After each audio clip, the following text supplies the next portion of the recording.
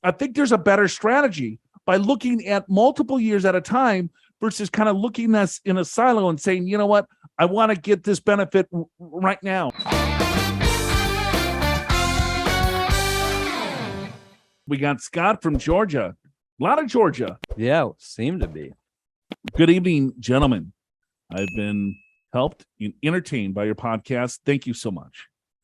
I'm 58 years old and single, planning to retire mid-year 2023. Expenses, minimum basic living expenses, $33,000 or less. Income, he's got a pension of $24,000. Dividends, $5,000 comes from my brokerage account. Social Security, $19,000 at age 62, and rental income of $8,000. Yeah, got it. Got brokerage account assets, $350,000. 401k before tax, $775,000.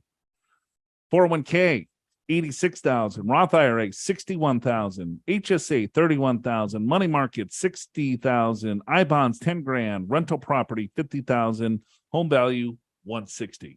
Yeah, so just for your benefit, I added the liquid assets, $1.4 million. $1.4 million. All right. Way to go, Scott from Georgia. Yeah, good job. I would like to keep my taxable income about $34,000 in order for me to be eligible for VA health benefits and or to be able to use the Affordable Care Act in early retirement for 6 years between 59 and 65. I will pull money as needed from non-taxable brokerage account first. Georgia at 62 years does not tax retirement income until $35,000. Georgia at 65 years does not tax retirement income until $65,000. After 65 years, I will try to limit taxable income to the top of the 15% tax bracket. I'm waiting to utilize the benefit zero tax on capital gains and 0% tax on dividends. I am planning on taking Social Security later in life, maybe 67 or 70 years old. I have about $120,000 of capital gains on the S&P 500 stocks in my Vanguard brokerage account. I would like to realize the brokerage account capital gains over time at the 0% tax rate. My thoughts are to give close family up to $20,000 to buy I bonds for me this year at 9.62%. I can receive it back as an inheritance or when sold. It has been recommended to realize capital gains first before doing Roth conversions. I plan on investing cash in investment accounts before retiring. Good time now as the market's falling. I have a piece of property with my and father's name on it, but I paid for it. It will sell at a loss of $15,000. Will I be able to take the tax deduction? Please, what are your thoughts? They will be much appreciated. So what are we doing? Spitballing the whole thing? I don't know. I Let's go back to the start. Interest in. Oh, I would like you to spitball my situation. Okay. Okay. Well, I'll answer the very last question because it's fresh in my mind.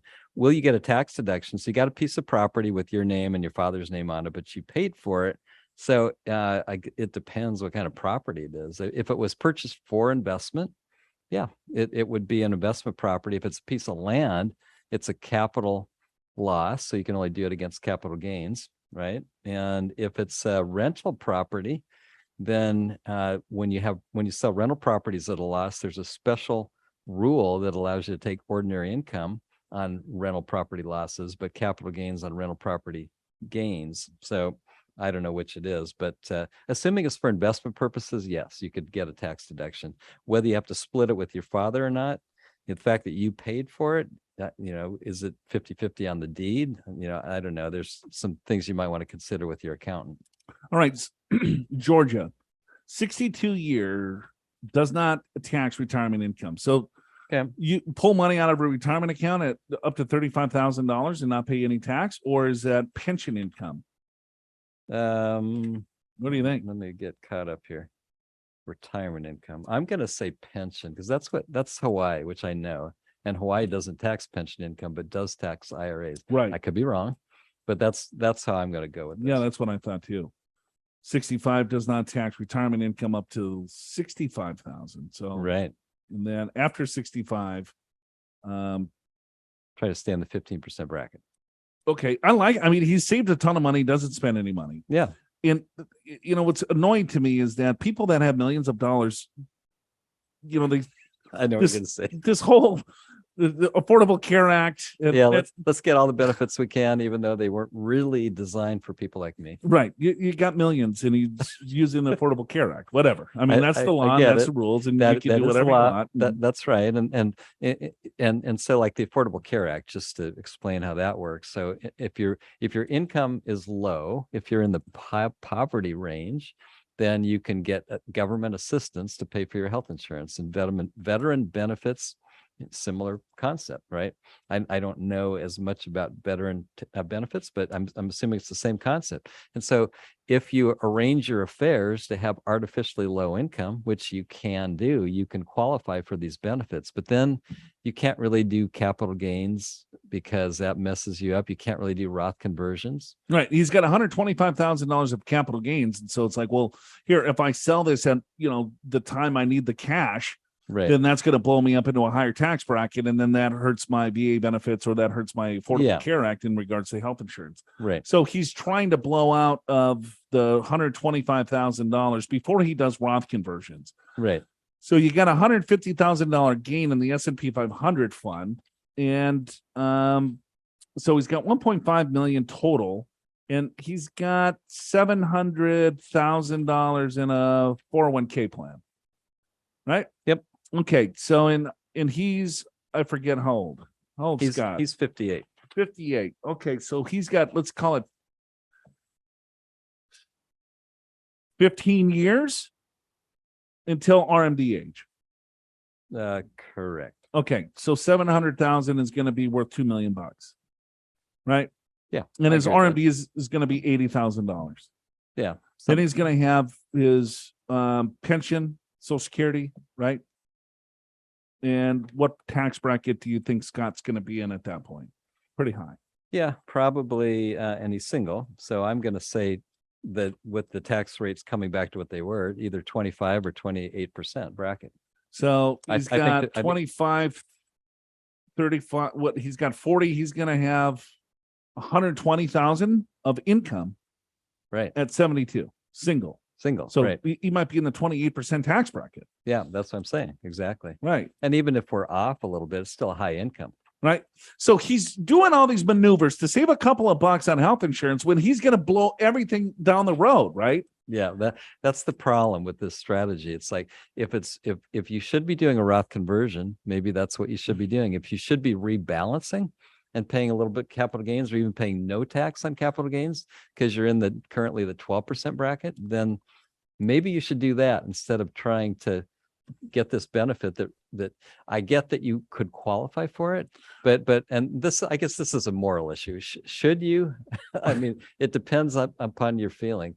I'm just going to tell you, me personally, I would not. I don't think this is how this was intended. Yeah. But I get it. It's available and people want to take advantage. That's just my own personal opinion. And so how Alan and I would look at this is look at the added premium that you would pay by doing the appropriate tax planning so you don't blow yourself up in the future. Right. And count that as a tax, right?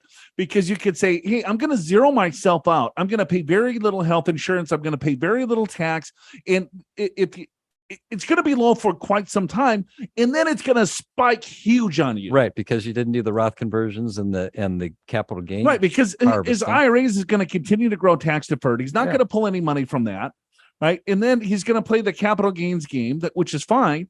And it's like, okay, well, let's keep deferring this, kicking the problem down the road. Yeah, and he's going to live to 87. Right. So if I looked at this as a strategy of saying now until age 87, what is the cheapest way to do all of this? Right. And what is going to be the most for me? And at the end of the day, the most for my beneficiaries, charity, or wherever that the money wants to go to, or if he wants to spend the last dime and bounce the last check. Sure. I think there's a better strategy by looking at multiple years at a time versus kind of looking at in a silo and saying, you know what, I want to get this benefit right now. Or same thing with like Irma. Hey, I don't want to do this because I'm going to pay a little bit extra in Part B premiums. We'll count that as a tax. And I'm not guaranteeing you, but if you look at this longer term, you're going to save more money. You're going to have more wealth. You're going to be able to do more things and have more flexibility.